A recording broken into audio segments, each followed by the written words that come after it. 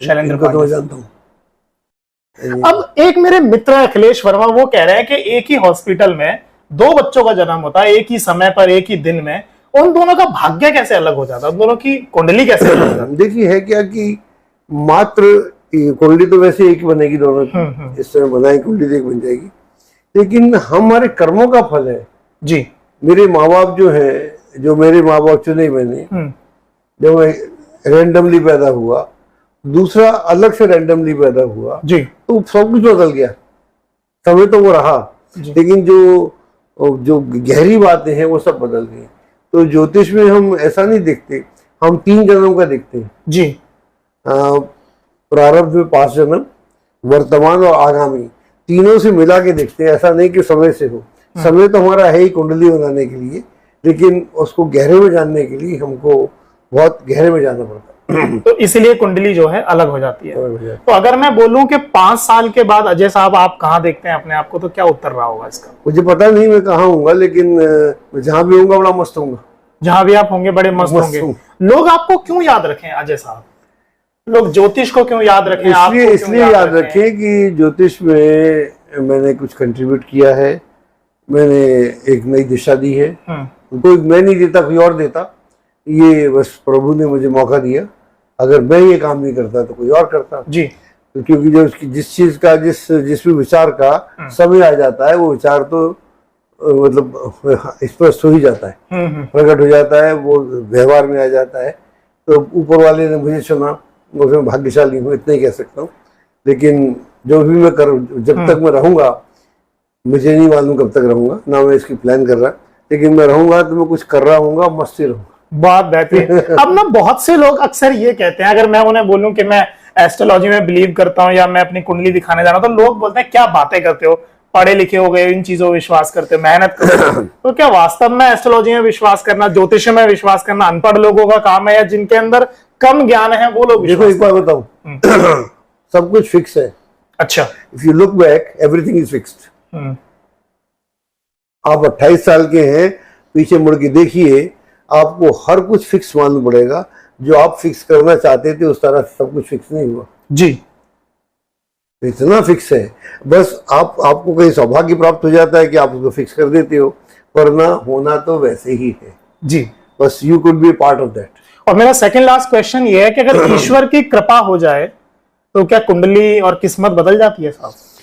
तो कृपा तो उसी की है, बाकी तो आदमी का क्या है। मैंने एक शेर सुना था कहीं पर, पत्ता भी नहीं हिलता उसकी मर्जी के, उसकी रजा के बिना, बंदा परेशान है पता नहीं क्यों। बिल्कुल सच बात है। तो एक ना बड़े एस्ट्रोलॉजर हुए हैं जो आज तक पे आते हैं, शैलेंद्र पांडे। मैंने उनसे भी यही प्रश्न किया कि अगर ईश्वर की कृपा हो जाए तो क्या कुंडली और ज्योतिषी और क्या फिर ग्रहों की जरूरत हो? तो उन्होंने कहा कि ईश्वर की कृपा होती है भक्तों पर। अब आप कितने बड़े भक्त हैं, आप कलयुगी लोग भक्त नहीं, उन्हें ज्योतिषी की जरूरत पड़ती है। तो अगर मैं इसमें ज्योतिषी का एक पार्ट उठाऊं, क्या रत्न सच में काम करते हैं आपके साथ? बिल्कुल काम करते हैं, रत्न काम करते हैं। रत्न एक एनर्जी होती है, एक्स्ट्रा एनर्जी होती है, तो काम करते हैं। रशिया में कुछ वर्षों पहले प्रयोग हुआ था, अगर किसी महिला को या पुरुष को हाई ब्लड प्रेशर हो, वो लाल कपड़े पहने तो उसका हाई प्रेशर बढ़ जाता है। अच्छा। तो अगर कपड़ों का इस तरह से असर होता है, एक जगह पे अलग रंग हो जाए, तो आपको रंगों से फर्क पड़ता है। कहीं घर में जाते हैं आप जी, एकदम लाल रंग हो, काले रंग हो, तो आपको फर्क पड़ता है। ऐसे ही अगर सूदिंग हो, तो उस तरह से अगर कपड़ों का, रंगों का फर्क पड़ता है, क्योंकि रंग ही जीवन है जी साहब। अगर उनका फर्क हमारे जीवन में पड़ रहा है, तो जाहिर मानिए इनमें तो कुछ एनर्जी है ना, तो वो एनर्जी लेके हमको फर्क पड़ता है। असली रत्नों की बात हो रही है, नकली नहीं। और अगर आखिरी का क्वेश्चन ये है कि एक सफल व्यक्ति बनने के लिए, सफलता पाने के लिए वास्तव में जरूरत किसकी है? मेहनत की, किस्मत की, ज्योतिषी की, भगवान की कृपा की? देखिए सभी का हिस्सा है जी। अच्छा ज्योतिषी मिल जाए जो आपको डायरेक्शन दे दे तो सोने में सुहागा है। मेहनत आपको करनी है जी साहब। प्रभु की कृपा के बिना कुछ होता नहीं, और आपको ईमानदार होना चाहिए अपने काम के प्रति, जो भी कुछ करे जी साहब, और शिद्दत के साथ करना चाहिए, ईमानदारी से करना चाहिए। ये भी आपने पांडे जी का नाम लिया, ये हमारे छोटे भाई जैसे, शैलेंद्र को तो मैं जानता हूँ, बड़े विनम्र है साहब, बहुत अच्छे आते हैं। अभी मैंने उनकी एक क्लिप हमारा यूट्यूब पे चैनल 50 स्ट्रगलर उन पे डाल दी, वो क्लिप वायरल होगी साहब। वो बहुत बढ़िया है, बहुत लोग बड़ा पसंद कर रहे हैं। He is very good. तो आपने बताया कि मेहनत करना जरूरी है, अगर कृपा हो जाए तो जिंदगी में। कुछ लोग तो मेहनत भी नहीं करते, उनकी फिर भी जिंदगी में वो तमाम चीजें मिल रही हैं, सुविधा। पुराना लिखवा के लाते हैं ना। अच्छा, कर्मों की वजह से।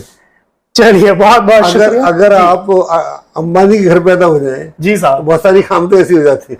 सच बात है ना, तो बहुत बहुत बहुत शुक्रिया साहब। तो ये है हमारे साथ अजय बॉम्बे साहब, और एक बड़े शायर ने बड़ा खूबसूरत लिखा है कि छत की जरूरत उन्हें, सीढ़ियों की जरूरत उन्हें पड़ती है जिन्हें छत तक जाना होता है। अब जिन्हें छूना ही आसमां हो, वो अपनी सीढ़ियां खुद बनाते हैं। क्या बात। तो अजय बॉम्बे साहब एक चमत्कार सितारा। बहुत बहुत शुक्रिया साहब।